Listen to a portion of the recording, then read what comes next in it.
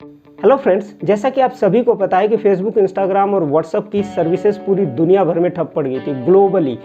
पूरे ये केवल इंडिया का इशू नहीं था, पूरे दुनिया का जो सर्विसेज, सोशल मीडिया, ये तीनों जो प्लेटफॉर्म है फेसबुक, इंस्टाग्राम और व्हाट्सएप, ये डाउन पड़ गया था।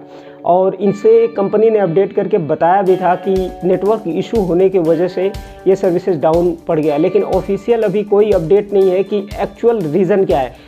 ऑफिशियल सिर्फ यही अपडेट है कि नेटवर्क इशू होने के कारण इनकी सर्विसेज डाउन हुई थी, लेकिन अभी सर्विसेज को रीस्टोर कर लिया गया है। अभी ये सर्विसेज लाइव हो गए हैं, फेसबुक, इंस्टाग्राम और व्हाट्सएप चल गया है, लेकिन इसके पीछे का कारण क्या था ये अभी तक नहीं पता चला है।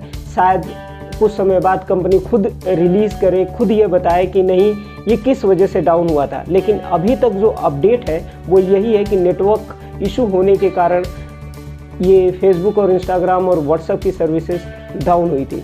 तो अभी ये लाइव है, अभी आप जाइए और चेकआउट करिए। Thank you so much.